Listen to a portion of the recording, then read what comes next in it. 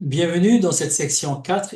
Identifiez votre niche en 6 étapes. Nous sommes toujours dans le chapitre 3. Trouver et valider un business qui génère des sous, qui génère des revenus, qui génère de l'argent.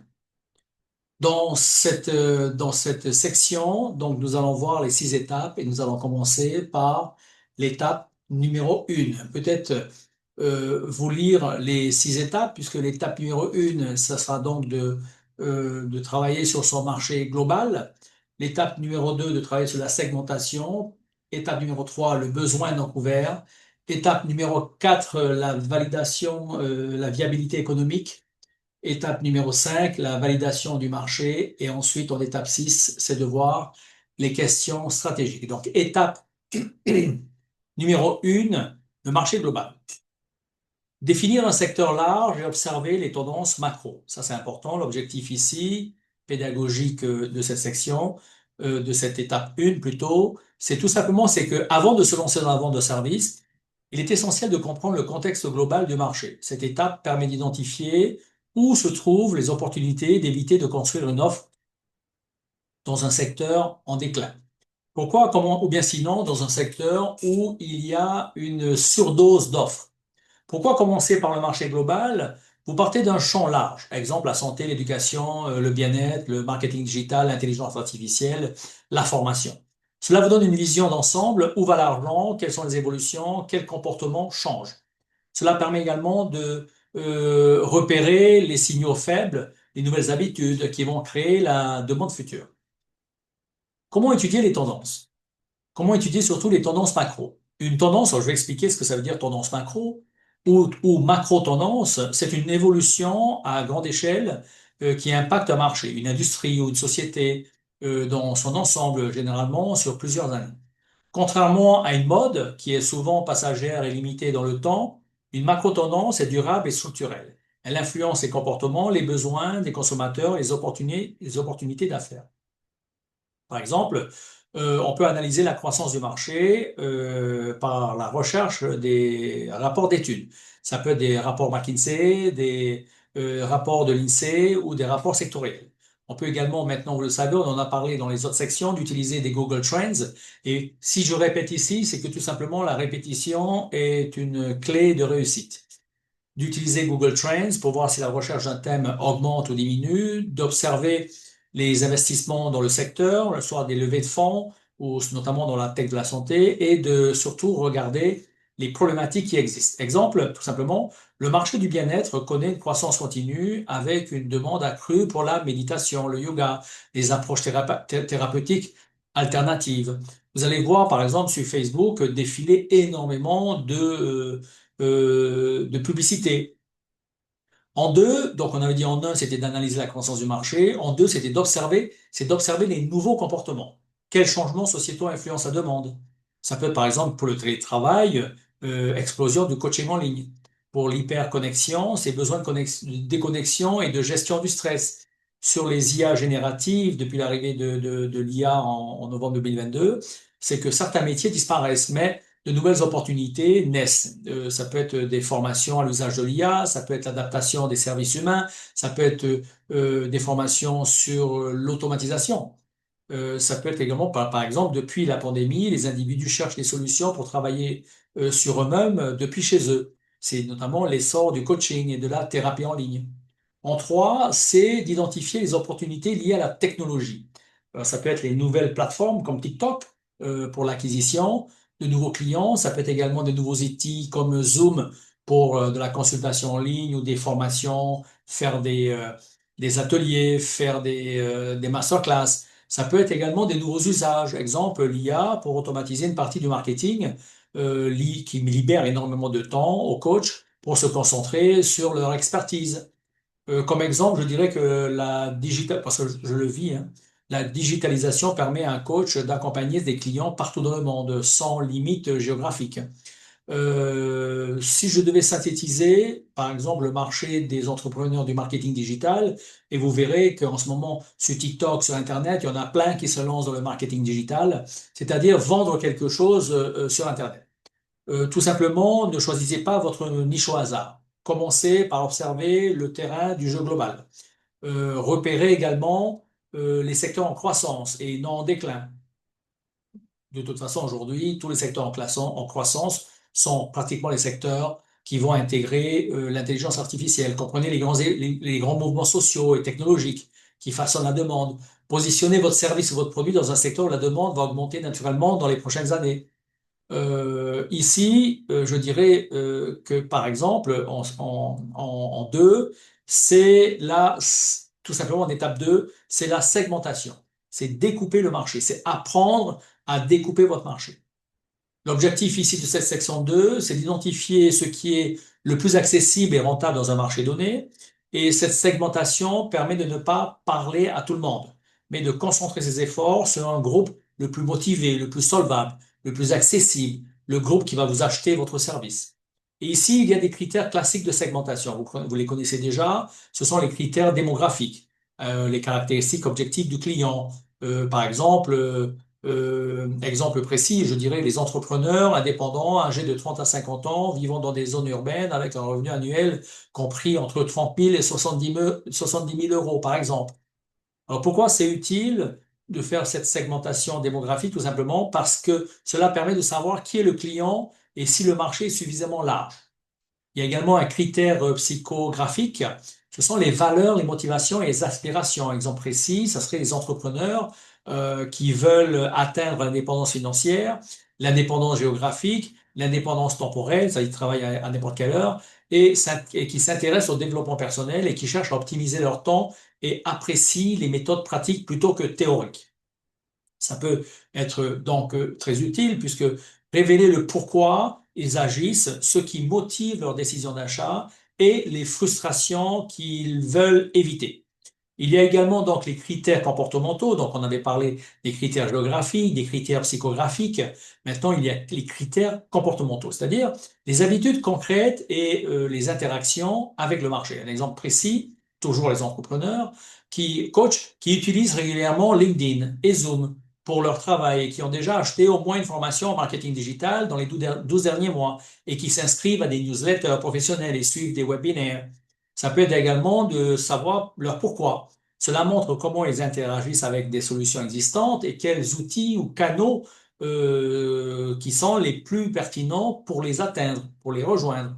Donc, comme vous pouvez voir, ces critères donnent une photo initiale du client, mais ils ne révèlent pas encore ses frustrations non couvertes, ni les motivations profondes qui vont orienter votre service, votre produit, ce que vous allez vendre.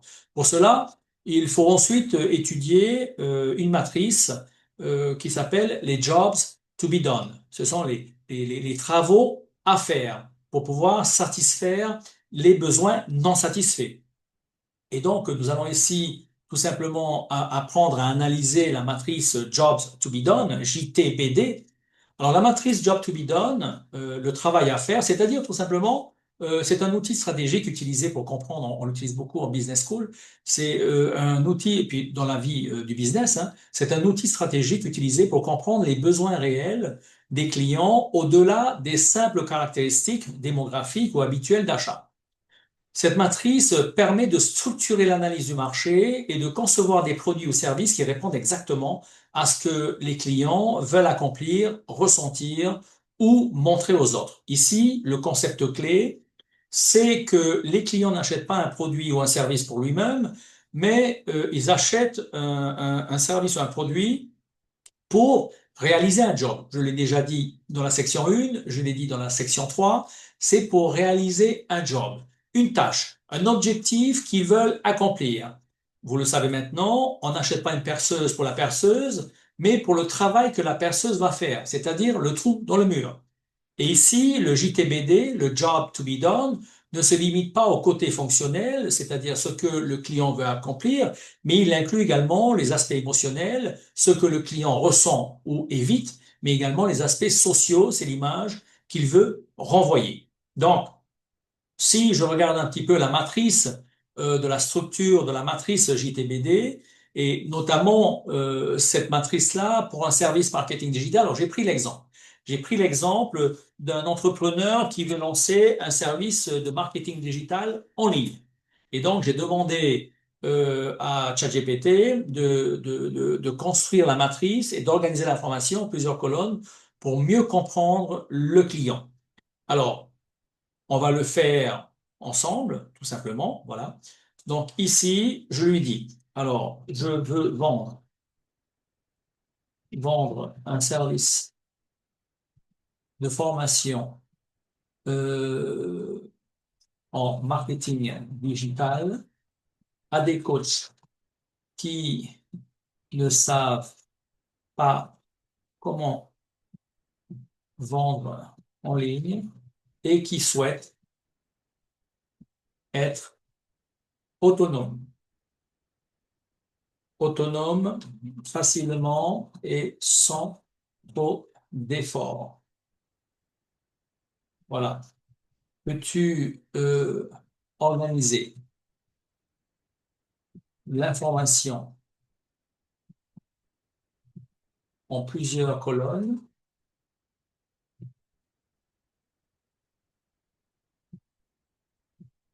pour mieux comprendre le client à qui je veux vendre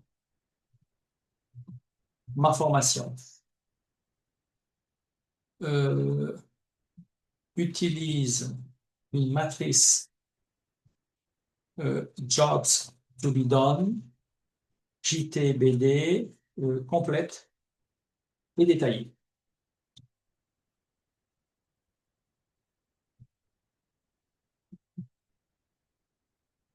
Et on y va. Donc, je lui ai donné le contexte, je lui ai dit à qui je veux vendre, d'accord? Et là, il est en train de me construire la matrice, tout de suite, automatique.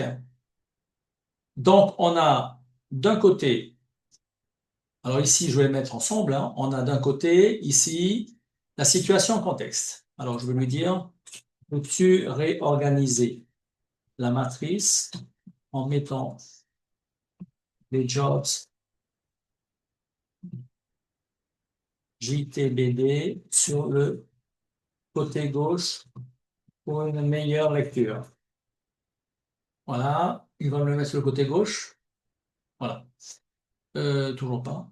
Ben, c'est pas grave, on va travailler comme ça. Donc ici, on va prendre la première matrice. Situation, contexte. Le coach a des compétences coaching de vie, business. Alors, je ne sais pas si vous pouvez bien voir. Je vais essayer de... Voilà. Donc, le coach a des compétences coaching de vie, business, c'est en haut à gauche, hein, c'est ici. Mais peu ou pas de clients en ligne. Donc, le travail ici, le job fonctionnel, ce qu'ils veulent accomplir, c'est attirer régulièrement des clients grâce au marketing digital sans dépendre d'agences ou freelance. Ensuite, le job émotionnel, le travail à faire au niveau émotionnel, comment ils veulent se sentir?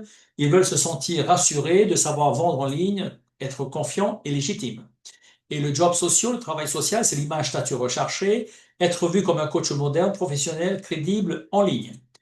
Ensuite, on a ici situation contexte, le coach, la deuxième ligne, le coach se sent perdu face à la concurrence en ligne. Donc ici, job fonctionnel, c'est se différencier clairement et communiquer son offre de façon claire et attractive. C'est job émotionnel, éviter le stress, d'être complètement surmené et de garder par le marketing et de garder la sérénité. Et surtout d'être reconnu par ses pairs, ses clients comme une référence. Ensuite, dans le contexte, le coach veut plus de revenus, mais ne veut pas passer 10 heures par jour à prospecter. Donc, c'est mettre en place le job fonctionnel, mettre en place une méthode simple pour vendre sans passer ses journées à courir après ses prospects. Le job ici émotionnel, c'est tout simplement de se sentir libre et en contrôle de son activité. Et le job ici social, c'est-à-dire le travail à faire au niveau social, c'est de montrer qu'il vit réellement de son activité de coaching. Ensuite, nous avons l'activité, le coach n'a pas beaucoup de budget au départ. Donc là, vous savez que vous allez devoir adapter votre solution. Alors, en job fonctionnel, travail fonctionnel, le travail à faire au niveau fonctionnel, c'est apprendre à utiliser lui et elle ou elle même des outils simples et peu coûteux. Donc, il faut adapter la formation de marketing digital pour eux. C'est savoir aller chercher des clients en ligne, savoir faire des publicités, savoir écrire les publicités impactantes, savoir travailler sur Facebook Ads, sur Google Ads, sur TikTok Ads, sur Instagram Ads, savoir travailler par exemple sur des plateformes comme Canva pour faire les créatives.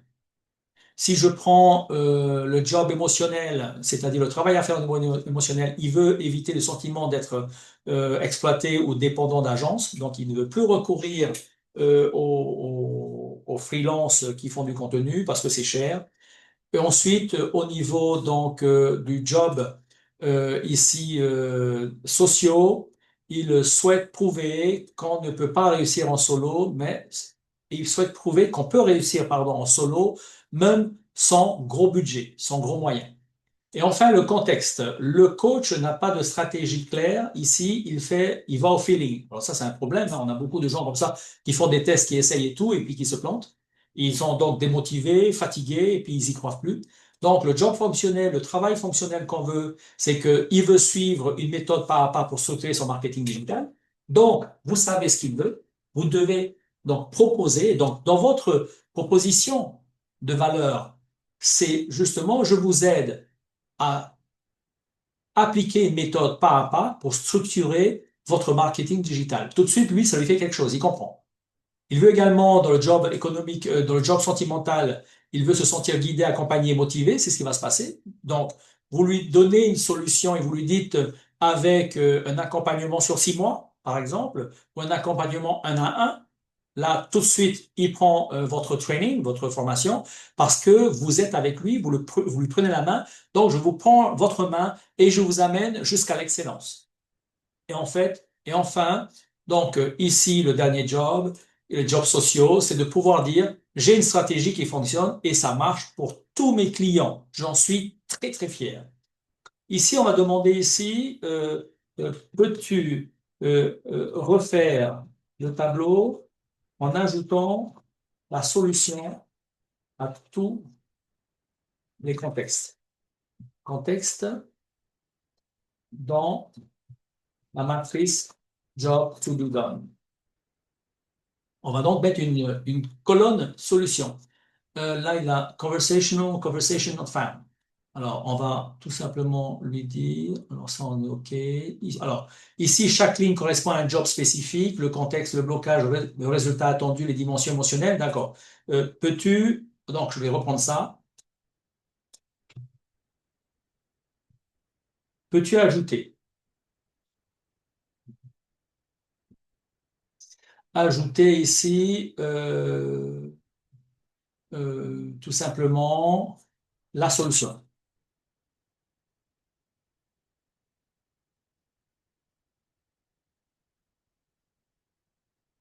Alors, ça fonctionne pas. Pourquoi? J'ai un problème au niveau de... Alors, réessayer. Peut-être essayer. Ah, il marche pas. Il y a un souci. Et pourtant, j'ai Internet. Alors, je refais.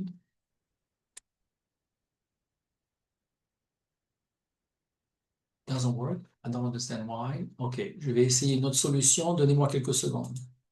Donnez-moi quelques secondes. Donc, je vais reprendre ici, tout simplement. Voilà. Ici, peux-tu, peux-tu refaire la matrice? Alors, je vais le mettre ici pour vous, hein. Je vais le mettre ici pour vous. Peux-tu refaire la matrice? Job to be done. Matrice. Job to be done pour un coach,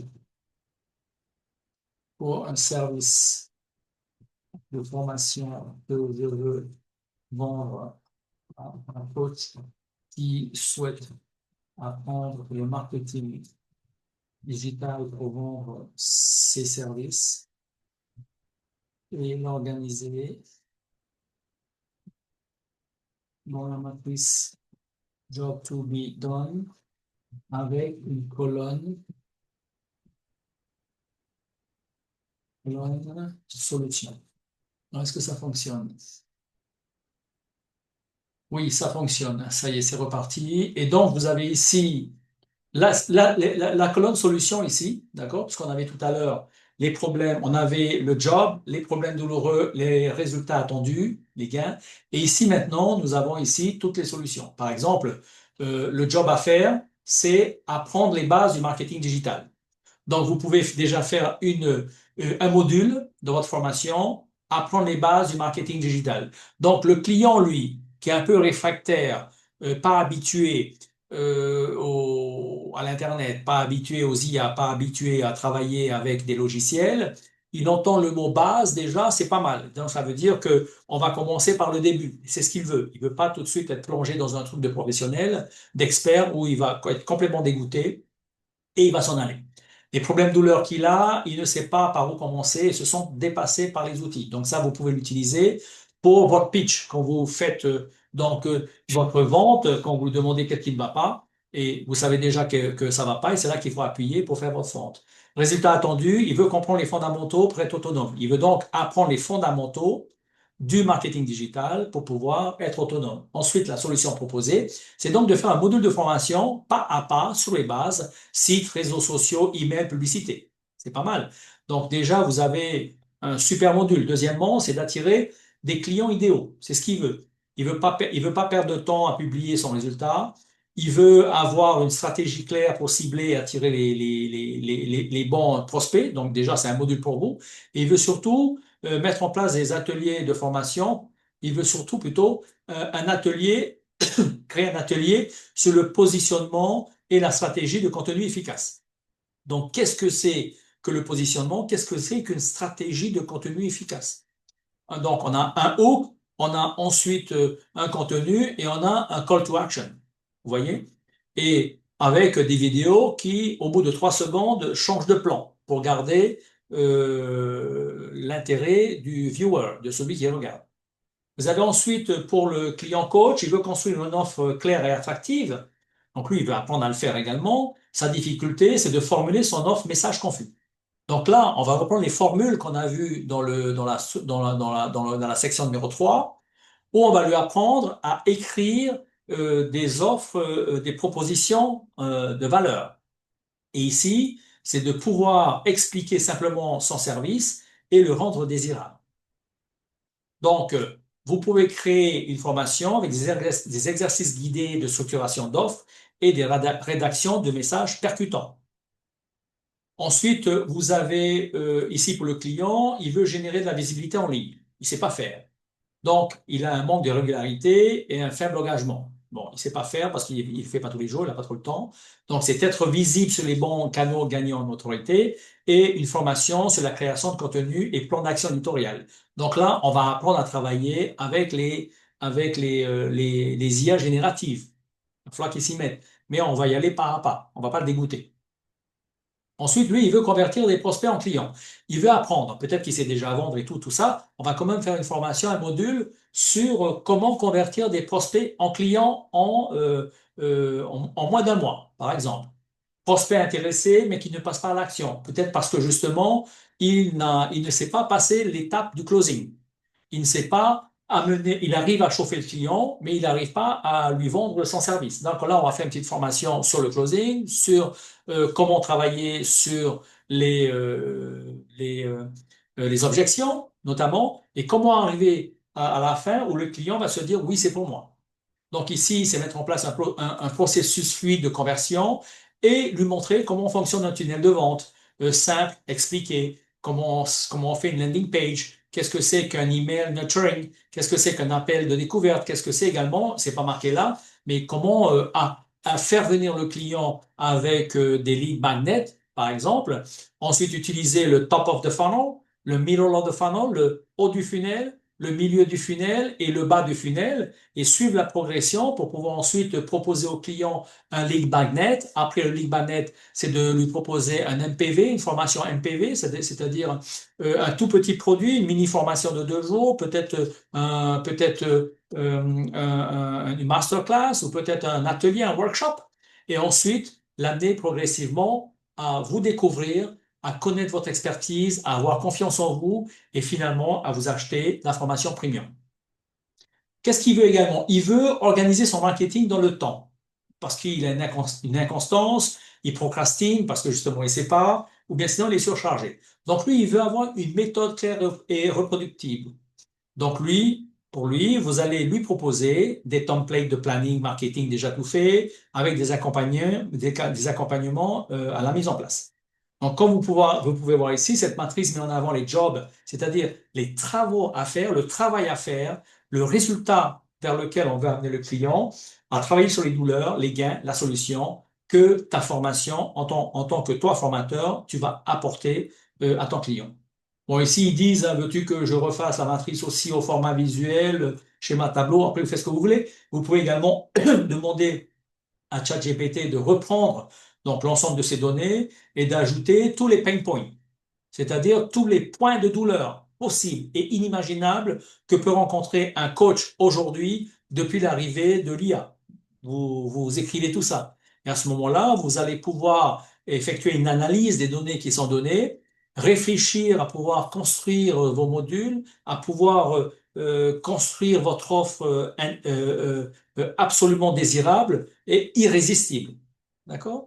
Donc voilà ce qu'on peut faire avec l'IA générative. On peut donc travailler sur sur ce tableau.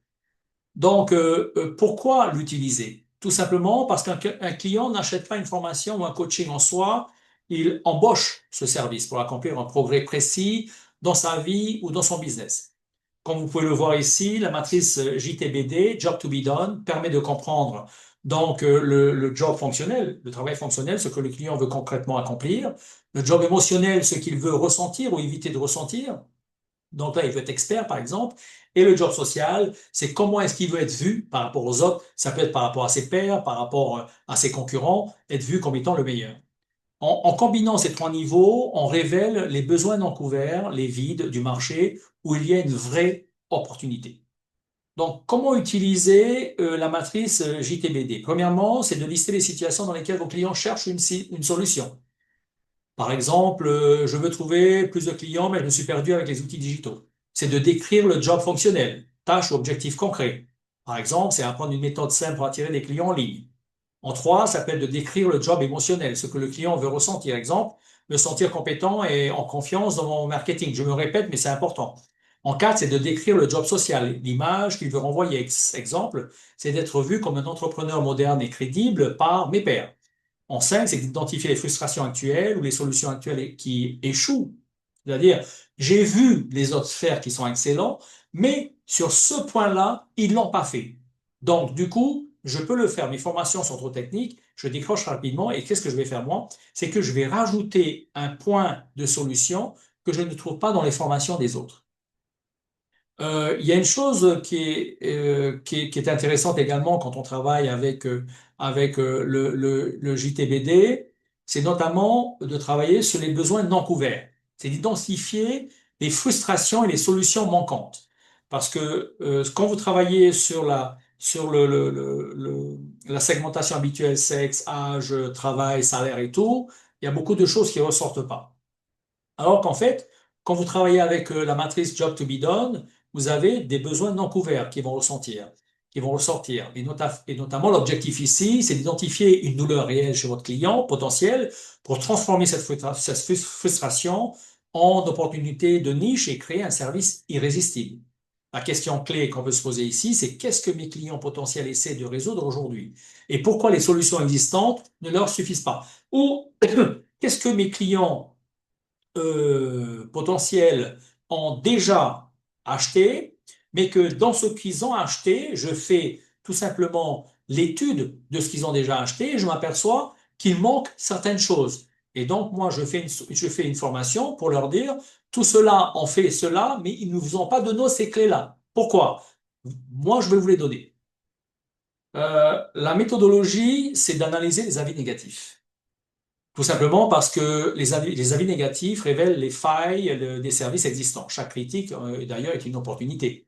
Les avis négatifs, vous pouvez les avoir partout, hein, sur Amazon, Trustpilot, ou bien sinon, quand vous-même, vous allez regarder le produit. Vous êtes un expert dans la formation, vous vous dites, OK, je prends une formation, je l'observe, je regarde ce qui va pas. Même si c'est une grande formation. Vous pouvez également observer les forums et les communautés. Vous pouvez, par exemple, interroger directement vos clients potentiels, on en a parlé déjà. Et avec ça, vous allez voir que vous allez trouver des points, des besoins non couverts. Si je devais faire une synthèse pour transformer la frustration en opportunité, je dirais par exemple que la frustration, j'ai trois colonnes ici, hein. La première colonne, frustration identifiée, ça peut être par exemple des programmes de formation trop théoriques. Et là, il y en a beaucoup. Vous allez voir que vous avez énormément de programmes qui sont hyper théoriques ou avec quelques exercices. C'est par exemple la solution manquante, dans la colonne 2, c'est d'accompagner avec une formation pratique et interactive. Les opportunités pour un entrepreneur, c'est de créer une formation avec des exercices concrets, suivis, personnalisés, par exemple. Ensuite, deuxième ligne, ce sont des outils digitaux trop complexes. C'est trop compliqué. Quand on me parle d'IA générative, d'API et ensuite d'automatisation, pardon, déjà j'ai mal à la tête, donc ça ne me donne pas envie de réapprendre tout ça. Donc je veux quelque chose qui me soit vulgarisé, qui me soit marché déjà, pour que l'interface soit simple et tutoriel dans la colonne 2 de la ligne 2 et que je puisse développer un outil plug and play, par exemple, avec templates et support. Alors, les outils plug and play, c'est un logiciel, une application, une solution digitale qui fonctionne immédiatement dès son installation, sa mise en route, sans configuration complète ni compétences techniques avancées. C'est simple, hein. Donc, en d'autres termes, l'utilisateur peut le brancher, l'utiliser directement, prêt à l'emploi avec une installation facile et qui réduit le temps d'apprentissage et surtout le stress lié à la mise en place. Exemple tout simplement de concret pour un service marketing digital, ça peut être par exemple le service de l'automatisation des emails pour micro-entrepreneurs. C'est installé, vous laissez aller. Euh, Par exemple, ici, on peut également parler d'intégration automatique des contacts existants. Vous voyez? Donc, si je reprends maintenant la ligne numéro 3, manque de temps pour apprendre tout le marketing, frustration identifiée. Solution, deuxième colonne, module court et actionnable. Opportunité, lancer des micro-formations ciblées par canal. SEO, pub, email. Ça peut être apprendre le SEO, apprendre à faire de la pub, apprendre à les lancer en Facebook ad, en Meta ad, en TikTok ad, ainsi de suite. Apprendre à faire du cold email, des emails à froid, apprendre à écrire des emails impactants, apprendre également à faire du calling, apprendre à faire du cold call, des appels froids, ainsi de suite. Quatrième ligne, cinquième ligne plutôt, service client peu réactif. Donc, solution, mettre en place un support rapide et proactif. Et enfin, opportunité, c'est offrir un service premium avec suivi réactif et conseils personnalisés. Et tout ça, je l'ai tout simplement demandé à ChatGPT de me créer ce tableau à l'aide de la matrice Job to be done, de me faire une synthèse pour transformer les frustrations qui ont été identifié dans le tableau Job to be done en opportunité. Et donc, il va me faire automatiquement le tableau. Ça ne veut pas dire qu'on ne fait plus rien dans la vie, mais n'oubliez pas que l'IA générative est un décupleur de force et de capacité. Donc, ça va plus vite, je gagne du temps, j'ai plus d'idées et je travaille plus vite pour apporter la meilleure solution ciblée à mon avatar ciblé, à mon client ciblé. Euh, je vous donne un cas d'étude réel d'un entrepreneur digital. Alors, ici, le profil, c'est Alice, consultante en marketing digital, qui lance une offre d'information pour micro-entrepreneurs. Son observation, c'est que sur Facebook et Trustpilot, elle remarque que les avis négatifs des formations existantes soulignent la complexité et le manque d'accompagnement. Intéressant. Donc, l'action ici, elle interroge 20 entrepreneurs sur leur frustration.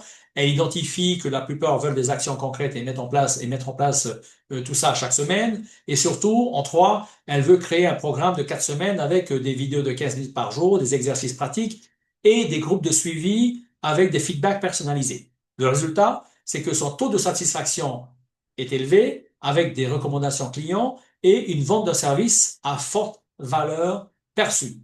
Donc, le conseil que moi je peux donner ici, c'est tout simplement, c'est de ne pas se fier aux suppositions. Les frustrations sont réelles. Elles ne sont pas toujours ce que vous pouvez imaginer. Et quantifier les frustrations, c'est tout simplement plus une douleur est récurrente et ressentie par de nombreuses personnes, plus elle constitue une opportunité, plus elle constitue une porte d'ouverture et d'entrée sur le marché. Il faut chercher la douleur cachée. Certains clients n'expriment pas directement leur frustration, mais leur comportement, abandon, désengagement, révèle un problème. D'accord? Donc, il faut tester rapidement votre solution avec un petit MPV, un petit, tout simplement, produit qui est pas très parfait, mais qui est suffisant pour pouvoir le tester sur le marché avant de créer un produit complet. Proposer un prototype, un service minimal pour valider que la frustration est réelle et que votre solution répond bien à ce besoin. Alors, moi, je vais maintenant insister un petit peu sur, comment dire, sur une partie qui est surtout pourquoi analyser, comment dire, comment est-ce que je peux dire ça? Pourquoi est-ce qu'il faut analyser les offres et les prix du marché? Alors, même si votre niche semble grande, elle ne sera pas automatiquement rentable. Mais elle peut l'être si les clients ont vu que votre service, il répond directement à leur douleur, alors là, ils seront directement prêts à payer. Ça, je peux vous dire, ça sera très très rapide, ils seront prêts à payer.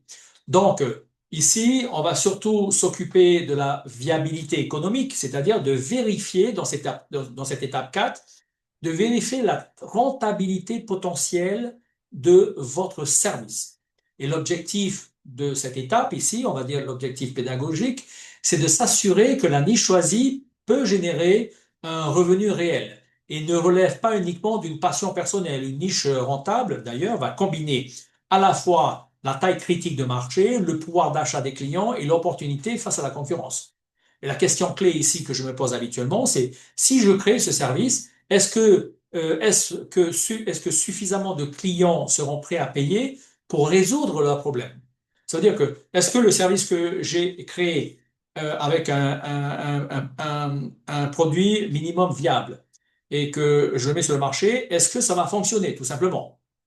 Alors, ici, quand on parle de taille critique du marché, c'est tout simplement de voir le meilleur service. Et comment il faut l'évaluer? Il faut tout simplement estimer le nombre de clients potentiels dans votre segment. Rechercher des statistiques sur les forums, les réseaux sociaux, les études de marché. Par exemple, quand je parle de marché cible et solopreneurs et micro-entrepreneurs qui veulent apprendre le marketing digital, on est à peu près sur 500 000 micro-entrepreneurs actifs en France avec un besoin de marketing digital. Et l'insight ici, la chose importante, c'est que la taille suffisante pour atteindre un chiffre d'affaires viable, même avec un service premium, est atteint. On peut faire un chiffre d'affaires. Et donc ici, vous avez un pouvoir d'achat qui est tout simplement une disposition à payer. Sur 500 000 micro-entrepreneurs actifs en France avec un besoin urgent de comprendre le marketing digital, plutôt que de tout le temps avoir recours à un freelancer qui peut s'avérer cher et peut-être pas aussi efficace, mais de comprendre et d'apprendre comment ça fonctionne pour mieux accompagner son service marketing. Et ici, justement, si vous avez un pouvoir d'achat est important, à ce moment-là, vous avez tout simplement des gens qui sont disposés à vous payer. Pourquoi? Tout simplement parce que même une niche grande peut être non rentable si les clients ne veulent pas ou ne peuvent pas payer. Or, si vous avez un produit que vous avez testé et qui fonctionne, vous allez le scaler pour pouvoir approcher les gens qui peuvent payer. Pourquoi analyser les offres et les prix de marché? C'est ce que je disais au départ, tout simplement, c'est de savoir si c'est rentable. Vous, quand vous lancez une affaire, c'est une question de rentabilité. Est-ce que je vais me faire de l'argent en retour? Parce que les clients ne peuvent pas se permettre de payer que pour un service qui ne fait pas le travail. Rappelez-vous que l'intérêt de votre service, c'est qu'il fasse le travail. C'est ce qu'on dit, le job to be done, le travail à faire. Et donc, si effectivement le service que vous offrez fait le travail, alors les personnes que vous allez approcher, les prospects, vont se dire c'est exactement ce que je veux. Donc l'analyse ici permet donc de vérifier le pouvoir d'achat et la disposition de vos prospects à payer avant même que vous ayez lancé l'offre finale. Les méthodes pour analyser les offres existantes et les prix, moi, j'utilise beaucoup le benchmark des offres existantes, c'est-à-dire que j'identifie mes concurrents, je recense les caractéristiques des offres qu'ils proposent, mais également je relève leurs prix.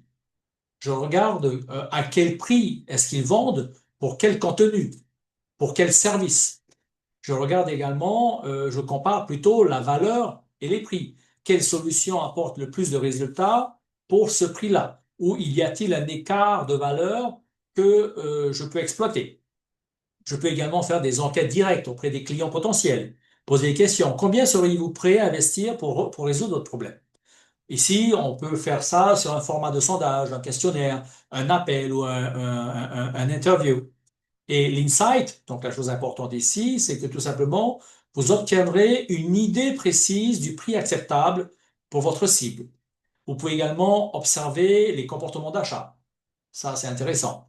Vous pouvez également tout simplement regarder des exemples concrets, comme des services qui ont été testés, du coaching marketing digital pour solopreneurs, par exemple. Vous pouvez faire une analyse du marché avec des abonnements SAS à 49, 90, entre 49 et 99 euros par mois. Il y a des clients qui payent pour des outils très pratiques. Alors, je rappelle qu'un SaaS, un SaaS, un SaaS, c'est ce qu'on appelle un Software as a Service, c'est-à-dire un logiciel en tant que service. Et c'est un logiciel accessible en ligne via un navigateur ou une application sans besoin d'installation sur l'ordinateur ou de l'utilisateur. Tout simplement, entre autres termes, le logiciel est hébergé sur le cloud et l'utilisateur y accède en échange d'un abonnement mensuel ou annuel. Vous avez une version gratuite du SaaS et si vous voulez passer donc à beaucoup plus de fonctionnalités, vous devez passer à la version supérieure. Vous devez donc payer et donc payer un abonnement mensuel. C'est le cas, par exemple, lorsque vous achetez une licence sur l'application, la plateforme Canva. Vous voyez? Donc, vous avez ici quand même des formations qui sont très intéressantes, euh, notamment quand on parle de viabilité économique. Vous avez des formations qui sont très, très intéressantes et qui permettent justement de pouvoir faire des calculs, de regarder que le prix de la formation entre 200 et 500 euros, est-ce que des clients vont investir pour des résultats concrets? L'insight ici, évidemment, est stratégique. C'est que les clients sont prêts à payer une solution pratique, actionnable, efficace. Donc, un, c'est pratique. Deux, c'est actionnable tout de suite. Je n'ai pas besoin de faire une formation. Je n'ai pas besoin de me casser la tête pour savoir comment ça fonctionne. Et trois, c'est efficace. J'atteins le job. Le job qui doit être fait est fait.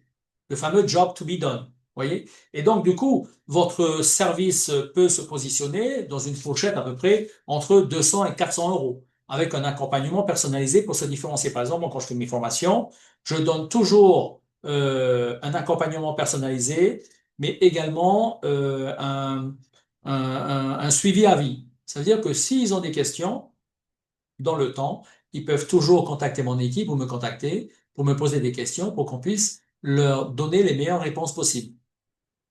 Les conseils pratiques ici sur cette notion de viabilité économique, je dirais que ne vous contentez pas de regarder juste les prix. Analysez la valeur perçue par le client. Comment est-ce que le client voit une formation en marketing digital? Quel est son besoin? Quel est son problème? Quel est son pain point? Quel est son point de douleur extrême? Comparez plusieurs offres pour identifier les écarts de qualité ou de service. Vérifiez, par exemple, si le marché est saturé ou si des niches mal desservies existent. Il est possible également de répéter cette analyse régulièrement. Le marché et les prix évoluent d'ailleurs assez vite, surtout dans le digital. Alors, quand on parle par exemple de concurrence et de saturation de marché, ça c'est assez intéressant, puisqu'ici, euh, on essaie de savoir, de comprendre pourquoi, et de comprendre le paysage concurrentiel, qui permet de savoir si une opportunité est ouverte ou saturée, de savoir que fait votre concurrent et comment l'évaluer. Par exemple, il y a un intérêt d'utiliser la plateforme Perplexity. Je ne sais pas si vous la connaissez, mais on va l'utiliser à l'instant. Euh, Alors, je fais un essai, d'accord? Je vais faire un essai. Alors, donnez-moi quelques secondes parce que c'est en direct. Voilà. Donc, j'ai la plateforme Perplexity ici et je la mets là. Donc, c'est perplexity.ai. Et donc, je décide de demander à l'IA, ici, peux-tu faire une analyse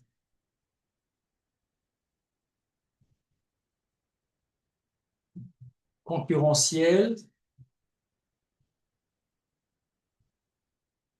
ciel et de l'avatar du site suivant. Voilà, j'ai donc pris un site de formation en développement personnel qui s'appelle David Michigan. J'ai rien contre lui, au contraire, il fait du bon travail et on va voir ce que l'IA peut me donner sur cela. Voilà, et là, il me dit quoi?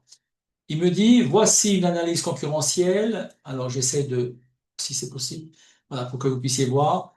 Voilà, voici une analyse concurrentielle et un profil de l'avatar client du site David Michigan basé sur les données extraites du site. Je remercie déjà David pour son excellent travail et j'espère qu'il ne m'en voudra pas de faire une étude, une excellente étude de son avatar, au contraire, ce qui fait énorme, et il fait un très bon travail. Et donc, David Michigan est un entrepreneur, acteur et coach mental généreusement suivi par les réseaux sociaux, plus de 10 millions de followers, avec une académie comptant environ 200 000 abonnés.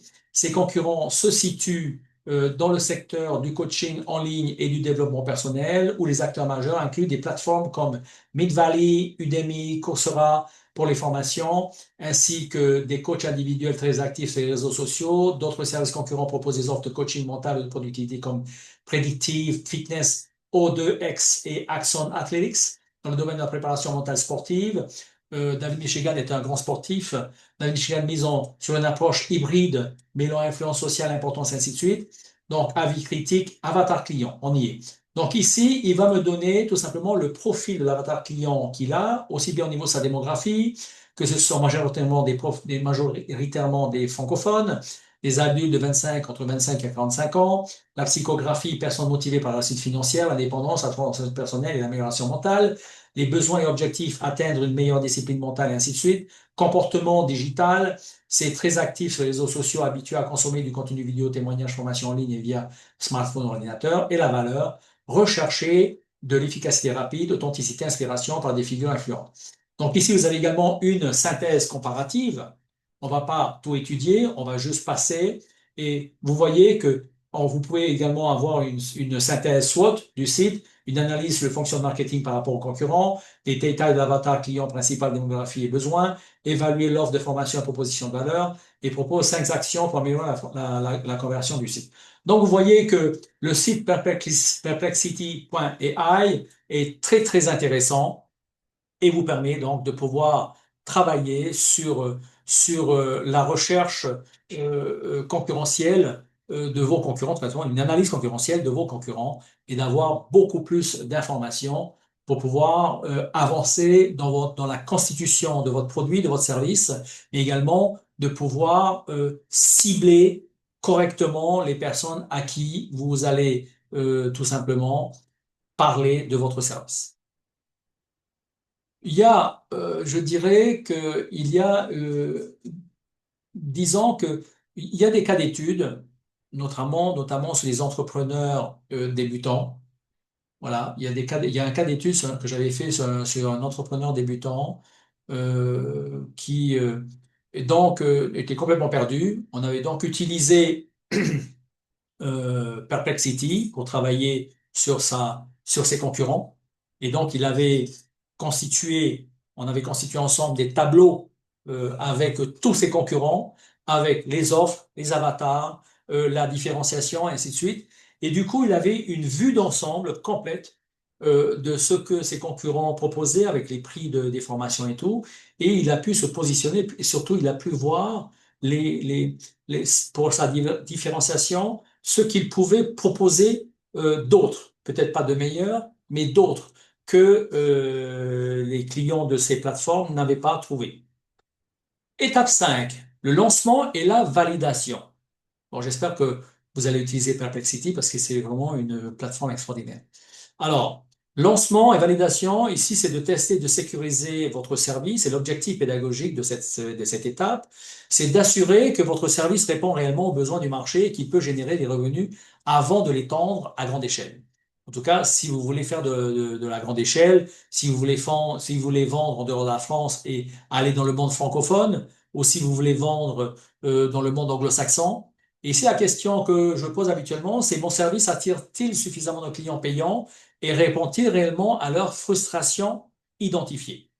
Est-ce que mon service attire suffisamment de clients payants et répond-il réellement à leurs frustrations identifiées? Donc ici, dans un premier temps, je vais définir le minimum, produit minimum viable, le minimum viable product, le MVP. Et pourquoi? Tout simplement, le pourquoi, c'est de lancer un produit complet dès le départ et risqué, vous savez, et il est coûteux. C'est que donc, il faut faire un MVP qui permet de tester l'intérêt réel du marché avec un investissement vraiment minimum. N'allez pas faire un truc cher, complet, parfait, c'est pas la peine. Faites un petit produit.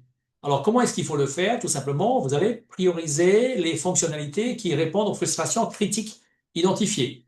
Vous l'avez fait au niveau de la matrice Job to be done. Vous avez maintenant les frustrations critiques identifiées. À partir de là, vous faites votre MVP qui va répondre aux fonctionnalités premières de ces frustrations. Deuxièmement, vous pouvez créer un format simple et actionnable, micro-formation, session de coaching pilote, outils simplifiés, masterclass, workshop, atelier, ainsi de suite. Vous pouvez même limiter la durée ou le volume pour faciliter le test. Vous voyez?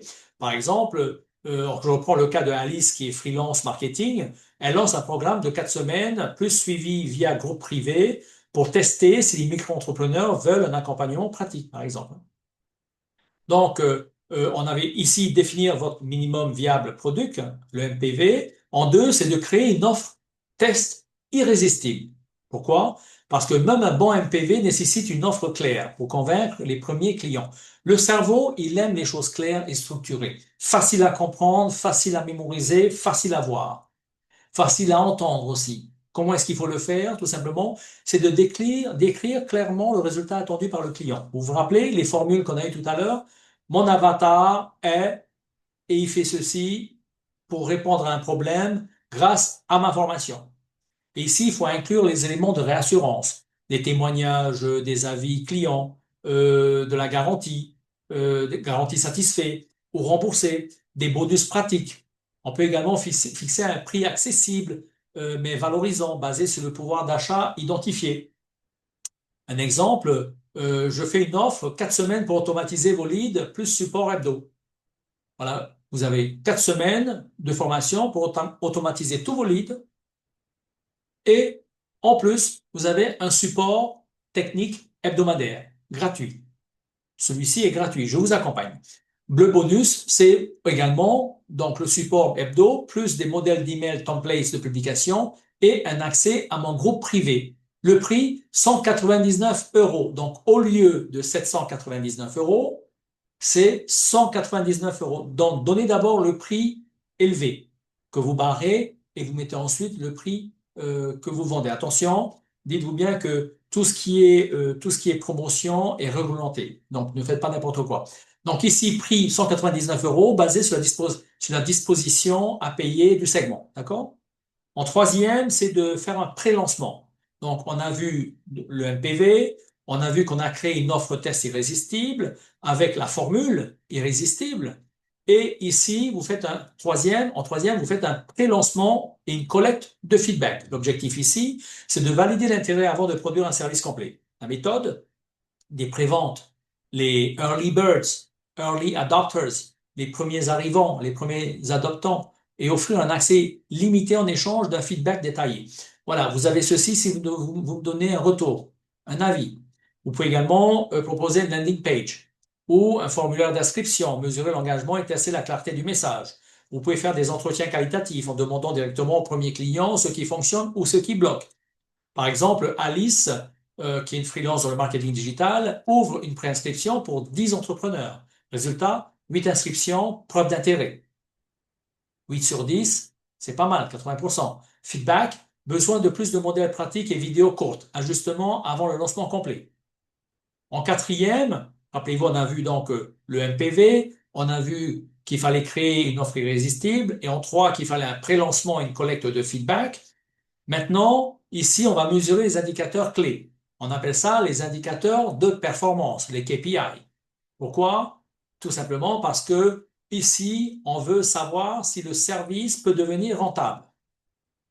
Donc, les principales clés de performance, ce sont les taux de conversion, visiteurs clients, la satisfaction client.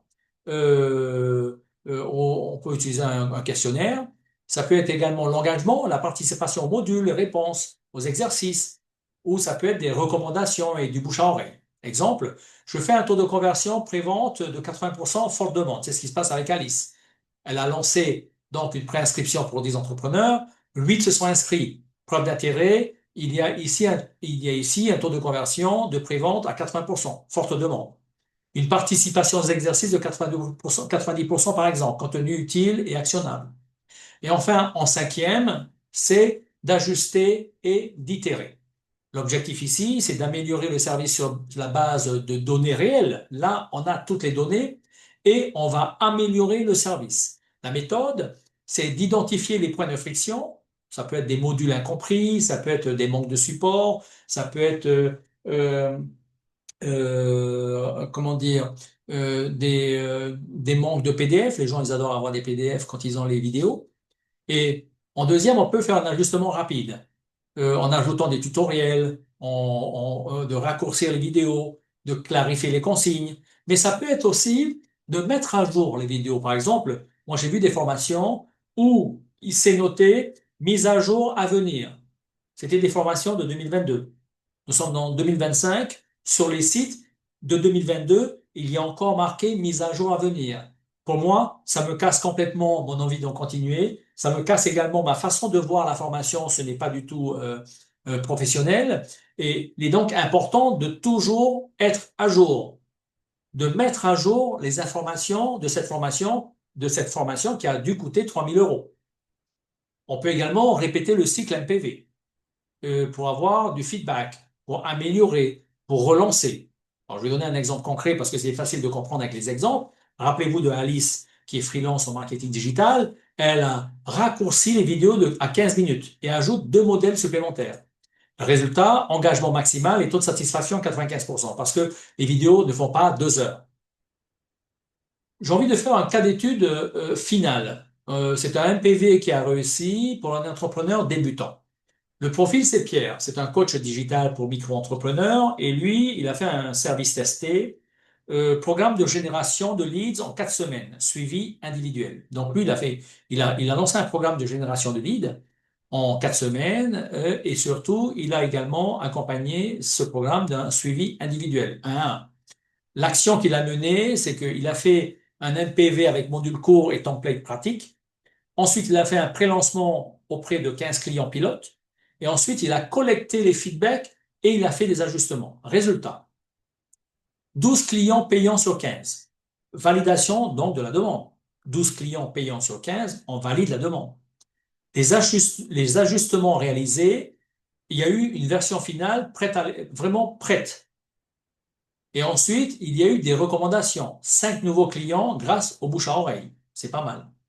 Alors, si je devais donner donc un conseil pour cette étape 5, c'est de ne jamais supposer la demande. Testez toujours avec un MPV et des clients réels. Ne supposez pas que ça va marcher. C'est également en deux d'itérer rapidement. Les micro-ajustements basés sur du feedback sont plus efficaces que les grandes révisions tardives. 3, c'est de documenter les retours clients. Chaque frustration identifiée est une opportunité de différenciation. C'est de bien être en alerte, de faire de la veille, de bien regarder ce que dit, ce que pense et qu'est-ce que vos clients font comme feedback. Et en 4, c'est de mettre en place des indicateurs clairs pour décider si le service est viable à grande échelle, c'est-à-dire si vous pouvez scaler. L'étape 6 qui concerne donc les questions stratégiques et va servir à évaluer la durabilité de la niche. L'objectif pédagogique de cette étape, c'est de choisir une niche avec un futur, pas juste un effet de mode. Vous faites une formation, c'est pas pour qu'elle dure un an. Vous faites une formation et que cette information, vous pouvez l'adapter. Vous pouvez légèrement la modifier. Vous pouvez également inclure de nouveaux modules.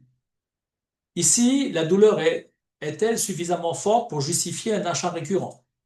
La tendance est-elle durable ou juste un buzz passager? Y a-t-il un potentiel de référence? Si ça marche pour un client, en parle-t-il à d'autres? Est-ce que votre service devient une référence sur le marché? Ah oui, il faut absolument acheter son service, sa formation, parce qu'elle est top. Et surtout, elle fonctionne.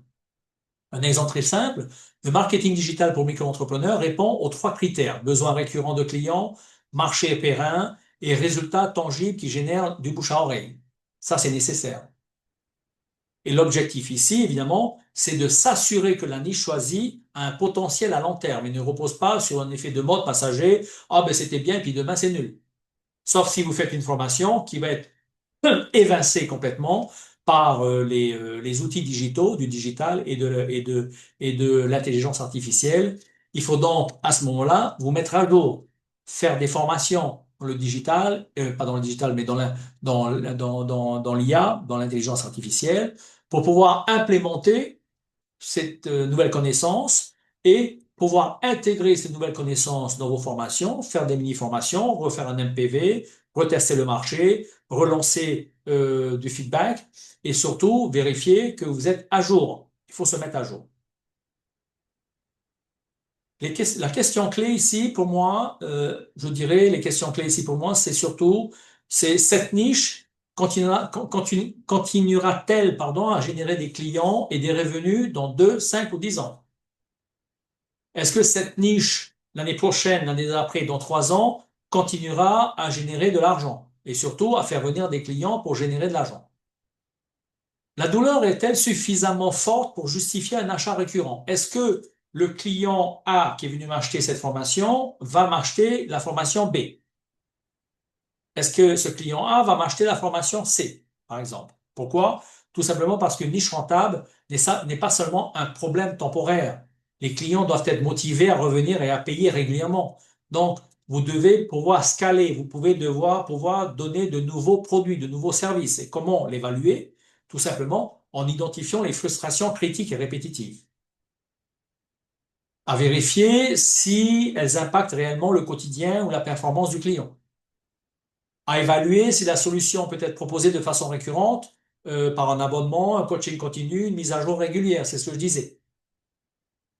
Un exemple concret de niche, les micro-entrepreneurs ayant du mal à générer des leads. Ça, c'est toujours le problème. La frustration, c'est la perte régulière d'opportunités commerciales. La solution récurrente, coaching mensuel, plus un suivi automatisé qui va normalement générer des achats répétés justifiés.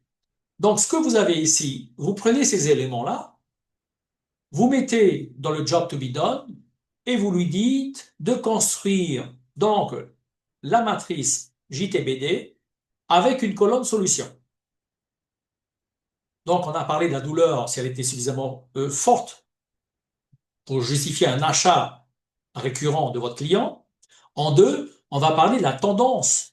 La tendance est-elle durable ou juste un buzz passager? Pourquoi? Parce que certaines niches explosent soudainement, mais disparaissent aussi soudainement.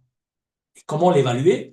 C'est tout simplement en recherchant l'évolution du marché sur 3-5 ans, faire des recherches, en vérifiant l'intérêt des clients dans le temps, le forum, les études de marché, les Google Trends, et ainsi de suite, en identifiant les fondamentaux derrière la tendance, les problèmes réels, en faisant tout simplement de la veille. Un exemple concret. Un besoin de marketing digital pour micro-entrepreneurs va aller vers une tendance durable, car la génération de clients reste critique. On a encore beaucoup de micro-entrepreneurs qui doivent être formés. En trois, je dirais qu'il y a un potentiel de référence. Pourquoi? Parce que les clients satisfaits qui recommandent votre service sont un levier de croissance organique. Sans compter que vous pouvez très bien, et c'est à la mode aujourd'hui, mettre en place un système d'affiliation. Ça veut dire que vous dites au client, si tu vends ma solution, évidemment, il faut le former au système d'affiliation pour qu'il devienne lui-même un vendeur et un closer pour vous. Et vous lui dites, si tu vends ma solution, je te donne 50% de la vente. Ma solution coûte 1000 euros, tu vends à un client, tu te fais 500 euros. Ça veut dire que si tu as acheté ma formation à 1000 euros, si tu vends à deux clients, tu as remboursé ta mise de départ. Et donc ici, pour pouvoir le faire, pour faire l'évaluation du potentiel de référence, c'est d'identifier si le problème résolu est assez visible socialement pour être partagé. C'est également de vérifier si la solution permet au client d'obtenir des résultats tangibles à raconter. C'est également d'analyser la probabilité que votre service devienne un mot-clé de recommandation dans votre niche. Une fois, je me rappelle, j'avais regardé David Michigan qui avait tapé le mot-clé dans TikTok, David Michigan, et il avait eu plusieurs milliers donc, de points, où son mot-clé David Michigan était hyper recherché. Un exemple concret, par exemple, toujours le service de programme marketing digital, parce qu'il y a un gros besoin, où je fais mon programme de marketing digital, je le vends avec un suivi pour micro-entrepreneurs. C'est vraiment très spécifique. On ne parle pas des entrepreneurs moyens, on ne parle pas des grandes sociétés, des SARL, tout ça et tout. Non, je vais m'adresser aux micro-entrepreneurs. D'accord? Et le résultat, c'est tout simplement un gain réel de clients et de revenus supplémentaires. Pourquoi? Parce que les participants parlent naturellement de votre programme à d'autres freelances, à d'autres micro-entrepreneurs. Et ceci va générer du potentiel de référence élevé. Et vous devez donc vous soucier de mettre en place du potentiel de référence et d'engager votre clientèle, votre communauté à parler de vous.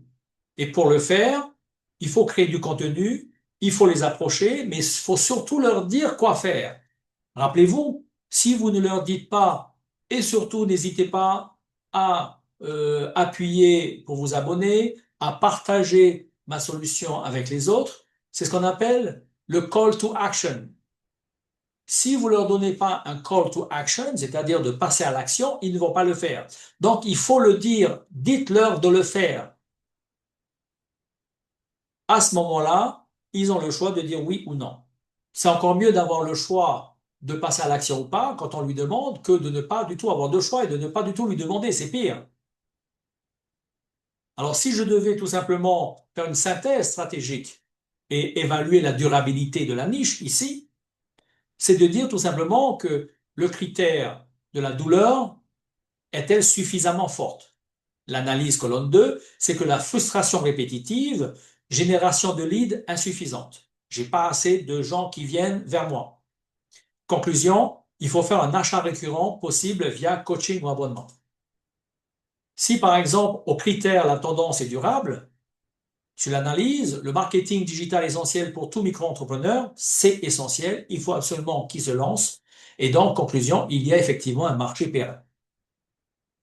Si le critère, troisième ligne, première colonne, il y a un potentiel de référence, et ça c'est votre travail, de créer ce potentiel de référence par votre service, par votre suivi, par être présent et de faire surtout des mises à jour et d'offrir de temps en temps des lead magnets, mais également d'être présent et de créer votre communauté pour leur donner un call to action, de faire la chose, de partager l'information. À ce moment-là, l'analyse en colonne 2, c'est que les résultats deviennent tangibles, puisqu'il va y avoir du bouche à bouche ou du partage digital sur la plateforme. Allez, je partage parce qu'il est sympa. Il me l'a demandé et je suis d'accord avec lui. J'aime bien ce formateur. Il est excellent, il est charismatique, il est professionnel, il est expert, donc je le fais. Et la conclusion, c'est qu'il y a une forte probabilité de recommandation et de croissance organique. Comprenez que quand on dit croissance organique, c'est que vous n'avez pas payé les gens pour le faire. Vous n'avez pas payé de publicité payante.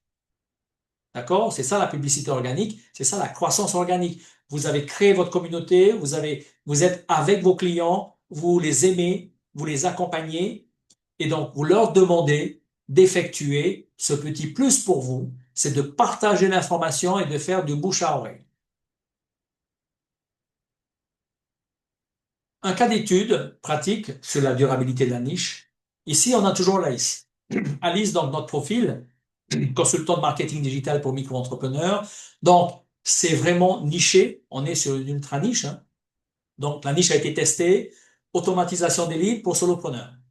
Elle propose un service d'automatisation des leads pour solopreneurs. Un lead, je rappelle, c'est une personne ou une entreprise qui a montré un intérêt pour votre produit, votre service, et qui peut potentiellement devenir un client. C'est ce qu'on appelle aussi un prospect.